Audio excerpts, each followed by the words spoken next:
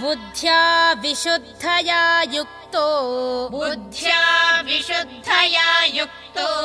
धृत्यात्मानं नियम्य च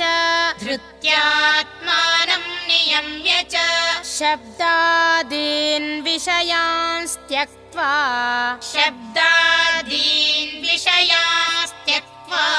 रागद्वेषौ व्युदस्य च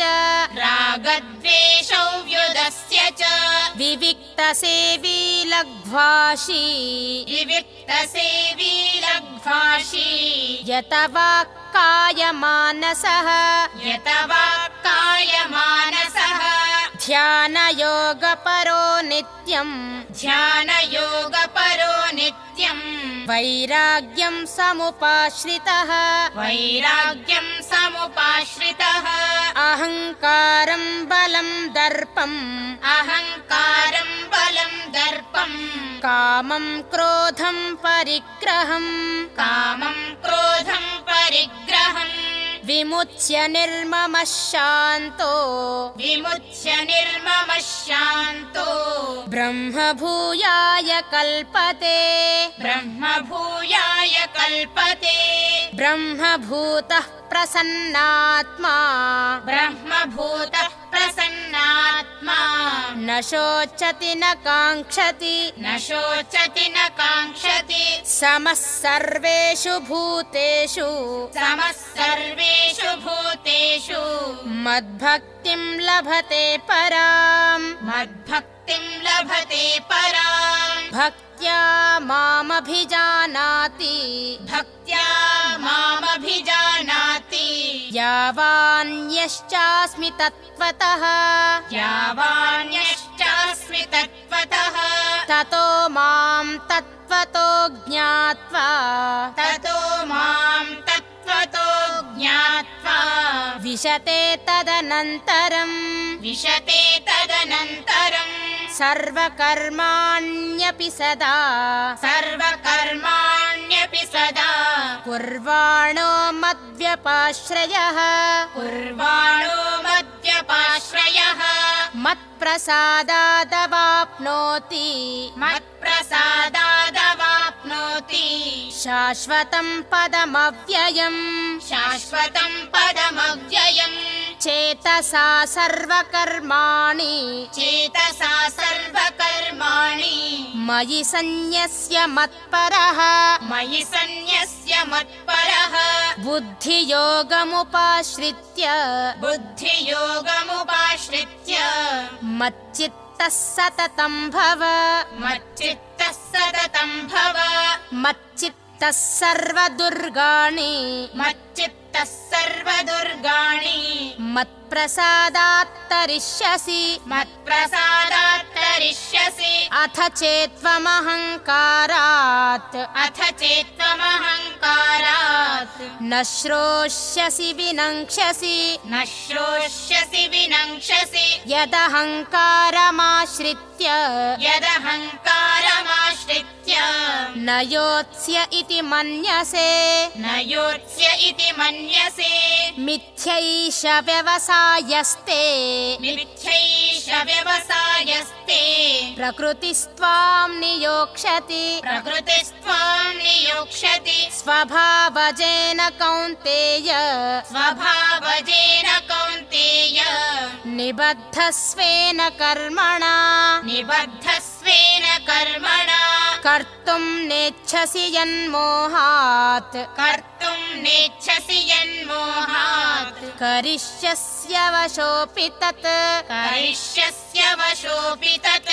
ईश्वरः सर्वभूतानां हृद्देशेऽर्जुन तिष्ठति भ्रामयन् सर्वभूतानि यन्त्रारूढानि मायया तमेव शरणं गच्छ सर्वभावेन भारत तत्प्रसादात् परां शान्तिं स्थानं प्राप्स्यसि शाश्वतम् स्थानं प्राप्स्यसि शाश्वतम् इति ते ज्ञानमाख्यातम् इति ते ज्ञानमाख्यातम् गुह्याद्गुह्यतरं मया गुह्याद्गुह्यतरं मया विमृश्यैतदशेषेण विमृश्यैतदशेषेण यथेच्छसि तथा कुरु यथेच्छसि तथा कुरु सर्वगुह्यतमं भूयः सर्वगुह्यतमं भूयः शृणु मे परमं वचः शृणु मे परमं वचः इष्टोऽसि मे दृढमिति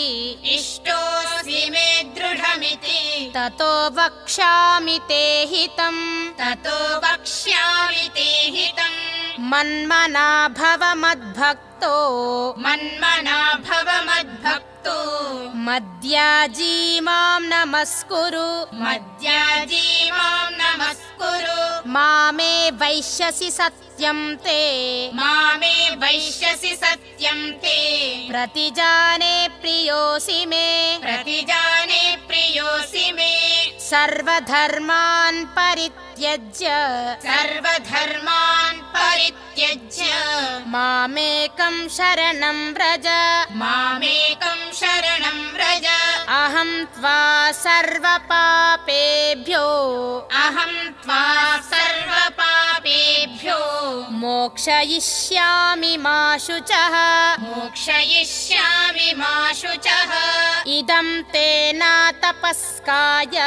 इदं ते न तपस्काय न भक्ताय कदाचन न भक्ताय कदाचन न चाशुश्रूषवे वाच्यम् न चाशुश्रूषवे वाच्यम् न च मां योऽभ्यसूयति न च मां योऽभ्यसूयति य इमं परमं गुह्यम् य इमं परमं गुह्यम् मद्भक्तेष्वभिधास्यति मद्भक्तेष्वभिधास्यति भक्तिं मयि परां कृत्वा भक्तिं मयि परां कृत्वा मामे वैश्यत्य संशयः मामे वैश्यत्य संशयः न च तस्मान् मनुष्येषु न च तस्मान् मनुष्येषु कश्चिन्मे प्रियकृत्तमः कश्चिन्मे प्रियकृत्तमः भविता न च मे तस्मात् भविता न च मे तस्मात् अन्यः प्रियतरो भुवि अन्यः प्रियतरो भुवि अध्येष्यते च य इमम् अध्येष्यते च य इमम् धर्म्यं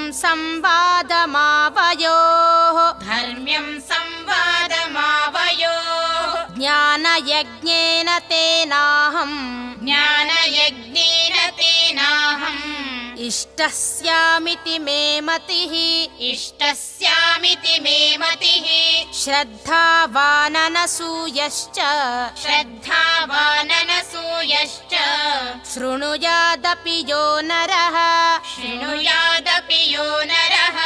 सोऽपि मुक्तः शुभान् लोकान् सोऽपि मुक्तः शुभान् लोकान् प्राप्नुयात् पुण्यकर्मणाम् प्राप्नुयात् पुण्यकर्मणाम् कच्चिदेतच्छ्रुतं पार्थ कच्चिदेतच्छ्रुतं पार्थ त्वयैकाग्रेण चेतसा त्वयैकाग्रेण चेतसा कच्चिदज्ञानसम्मोहः कच्चिदज्ञानसम्मोहः प्रनष्टस्ते धनञ्जय प्रनष्टस्ते धनञ्जय अर्जुन उवाच अर्जुन उवाच नष्टो मोहस्मृतिर्लब्धा नष्टो मोहस्मृतिर्लब्धा त्वत्प्रसादान्मयाच्युत त्वत्प्रसादान्मयाच्युत स्थितोऽस्मि गतसन्देहः स्थितोऽस्मि गतसन्देहः करिष्ये वचनं तव करिष्ये वचनं तव सञ्जय उवाच सञ्जय उवाच इत्यहं वासुदेवस्य प्रसादाच्युतमभ्यहं वासुदेवस्य पार्थस्य च महात्मनः पार्थस्य च महात्मनः संवादमिममश्रौषम् संवादमिममश्रौषम् अद्भुतं रोमहर्षणम्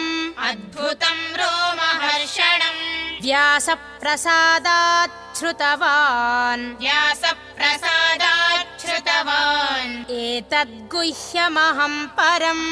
एतद्गुह्यमहं परम्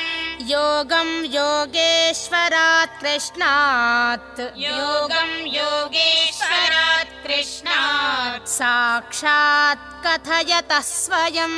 साक्षात् कथयतः स्वयम् राजन् संस्मृत्य संस्मृत्य राजन् संस्मृत्य संस्मृत्य संवादमिममद्भुतम् संवादमिममद्भुतम् केशवार्जुनयोः पुण्यम् केशवार्जुनयोः पुण्यम् हृष्यामि च मुहुर्मुहुः हृष्यामि च मुहुर्मुहुः तच्च संस्मृत्य संस्मृत्य तच्च संस्मृत्य संस्मृत्य रूपमत्यद्भुतं हरेः रूपमत्यद्भुतं हरेः विस्मयो मे महान् राजन् विस्मयो मे महान् राजन् हृष्यामि च पुनः पुनः हृष्यामि च पुनः पुनः यत्र योगेश्वरः कृष्णो यत्र योगेश्वरः कृष्णो यत्र पार्थो धनुर्धरः यत्र पार्थो धनुर्धरः तत्र श्रीर्विजयो भूतिः तत्र श्रीर्विजयो भूतिः ध्रुवा नीतिर्मतिर्मम ध्रुवा नीतिर्मतिर्मम ॐ तत्सदिति ॐ तत्सदिति श्रीमद्भगवद्गीतासु श्रीमद्भगवद्गीतासु उपनिषत्सु उपनिषत्सु ब्रह्मविद्यायां ब्रह्मविद्यायां योगशास्त्रे योगशास्त्रे श्रीकृष्णार्जुनसंवादे श्रीकृष्णार्जुनसंवादे मोक्षसंन्यासयोगो नाम मोक्षसंन्यासयोगो नाम अष्टादशोऽध्यायः।